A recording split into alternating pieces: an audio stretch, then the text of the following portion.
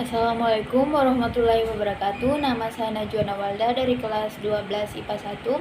Saya akan menjelaskan tentang Islam, masuknya Islam ke Asia Tenggara, dimulai dari teorinya terlebih dahulu. Masuknya Islam ke berbagai wilayah di Asia Tenggara tidak berada dalam satu waktu yang bersamaan, tetapi berada dalam satu kesatuan proses sejarah yang panjang. Kerajaan-kerajaan di wilayah itu pun berada dalam situasi politik dan kondisi sosial budaya berbeda-beda. Ketika Sriwijaya mengembangkan kekuasaannya sekitar abad ke-7 dan ke-8, jalur Selat Malaka sudah ramai oleh para pedagang muslim. Data ini diperkuat dengan berita Cina zaman dinasti Tang yang dapat memberikan gambaran bahwa ketika itu telah ada masyarakat muslim di Kanfu atau Kanton di daerah Sumatera. Diperkirakan terjalinnya perdagangan yang bersifat internasional ketika itu juga sebagai akibat kegiatan kerajaan Cina zaman dinasti Tang di Asia Timur dengan kerajaan Islam di bawah Bani Umayyah di bagian barat, dan tentunya kerajaan Sriwijaya sendiri di Asia Tenggara. Ada beberapa teori tentang masuknya Islam ke Asia Tenggara, dimulai dari teori kedatangan Islam ke Asia Tenggara dari Arab. Dikemukakan oleh John Crawford. Menurut Islam datang dari Arab melalui perdagangan. Buktinya, catatan Cina mengatakan orang Arab dan Persia telah mempunyai pusat perniagaan di Kanton sejak tahun 300 Masehi. Dan teori kedatangan Islam ke Asia Tenggara dari Cina dikemukakan oleh A.G. Erdia dan S.Q. Fatimi. Menurut Erdia, Kanton pernah menjadi pusat perdagangan bagi para pedagang Arab hingga pedagang Cina memeluk Islam. Pedagang Cina Islam ini kemudian berdagang di Asia Tenggara di samping menyebarkan Islam. Kemudian teori kedatangan Islam ke Asia Tenggara dari India atau Gujarat dikemukakan oleh S. Harronj. Menurutnya Islam datang dari Gujarat Islam dan pantai Coromandel di semenanjung India. Hubungan Asia Tenggara dengan India telah terwujud sejak lama. Hal ini memberikan peluang bagi pedagang Islam India untuk menyebarkan Islam. Dimulai dari negara Thailand. Masuknya Islam ke Thailand. Para ahli sejarah mengungkapkan bahwa ada beberapa teori tentang awal masuknya Islam ke Thailand. Salah satu teori menyebut bahwa Islam masuk ke Thailand pada abad ke-10 melalui pedagang Arab. Teori lain menyebut bahwa Islam masuk ke Thailand dibawa oleh kerajaan Samudra Pasai di Aceh. Ada pula pendapat lain yang mengemukakan bahwa Islam masuk ke Thailand bahkan sebelum kerajaan Thailand berdiri, yakni pada abad ke-9. Hal itu dibuktikan dengan temuan lukisan kuno yang menggambarkan Muslim Arab di Ayutthaya sebelum berdirinya Kesultanan Patani. Teori lain menjelaskan bahwa penyebaran Islam di Asia Tenggara merupakan misi dakwah masa Khalifah Umar bin Khattab. Namun daerah pertama yang terkena pengaruh Islam dari pedagang Arab kurang diketahui. Setelah Kesultanan Patani runtuh, Islam masih berkembang di Patani dan wilayah selatan Thailand. Masuknya pekerja Muslim dari Malaysia dan Indonesia ke Thailand menjadi salah satu penyebabnya. Mereka menjadi pekerja pelabuhan di wilayah Thailand saat itu, bahkan jauh setelah itu.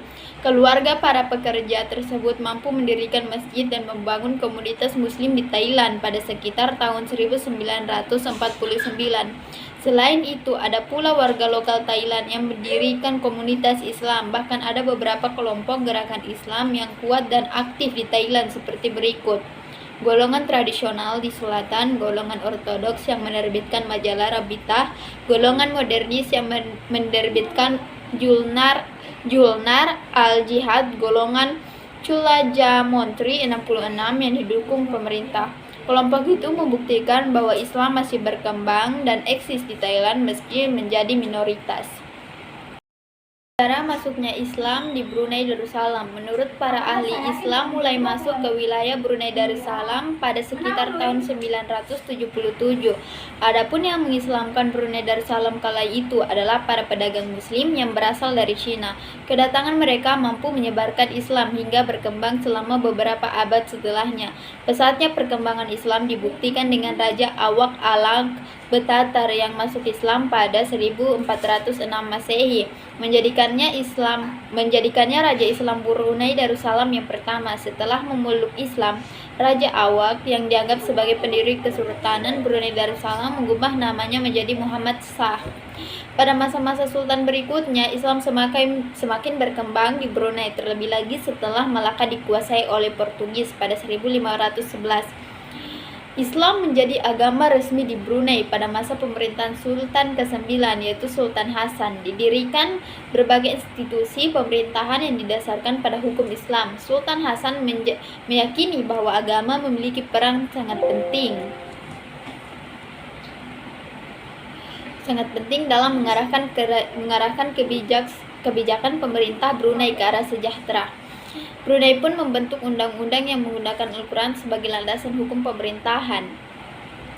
Islam pada masa kemerdekaan Brunei sebagai negara Islam kepemimpinan Sultan Hasan al-Bolkiah Muizzaddin Wad-Daulah pada 1 Januari 1984. Setelah merdeka, Brunei menetapkan Islam sebagai landasan bernegara dan politiknya. Hal itu diwujudkan dengan didirikannya berbagai lembaga yang selaras dengan tuntutan syariat Islam. Pemerintah Kesultanan Brunei mendirikan pusat kajian Islam yang ditujukan untuk kepentingan penelitian agama Islam.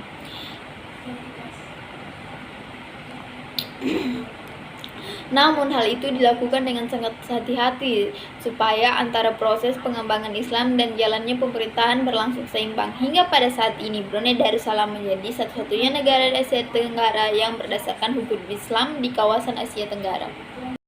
Yang selanjutnya adalah masuknya Islam di negara Filipina. Ada beberapa teori tentang awal mula masuknya Islam di Filipina. Islam diperkirakan masuk ke wilayah Filipina sekitar tahun 1300-an. Bukti arkeologi yang menunjukkan Islam hadir di Filipina adalah ditemukannya sebuah batu nisan atas nama Mikbal. Dengan tahun 1310, batu nisan ini ditemukan di Badato, tidak jauh dari Jolo, Pulau Sulu. Teori lainnya, Islam masuk ke wilayah Filipina menjelang akhir 1300-an. Awal masuk Islam ke wilayah Filipina diperkirakan terjadi pada tahun 1380. Wilayah pertama yang mendapat pengaruh Islam adalah Kepulauan Sulu dan Mindanao. Agama dan budaya Islam dibawa ke Filipina oleh seorang tabib dan ulama asal Arab yang bernama Karimul Makhdum. Masjid Syekh Karimul Makhdum adalah masjid pertama yang dibangun di Filipina pada tahun 1380. Selain Karimul Makhdum, tokoh yang membawa Islam ke Filipina adalah Raja Baguinda yang merupakan seorang pangeran dari tanah Minangkabau, Sumatera Barat. Raja Baguinda datang dan menyebarkan Islam ke Kepulauan Zamboanga dan Basilan pada sekitar tahun 1390. Dari Kepulauan Zamboanga dan Basilan, inilah awal mula peradaban Islam di Filipina dirintis. Perkembangan Islam setelah Filipina merdeka yaitu setelah bebas dari penjajahan bangsa asing pada 12 Juni 1946, Islam di Filipina mulai bebas dan berkembang. Perkembangan sosial Islam di Filipina terus berjalan baik, bahkan jumlah umat muslim di negara ini terus bertambah setiap tahunnya. Hal ini dibuktikan dengan berdirinya beberapa pusat kajian Islam dan organisasi muslim di beberapa wilayah. Salah satunya adalah Islamic Center yang berada di Manila yang terdiri dari sekitar 30.000 orang Islam.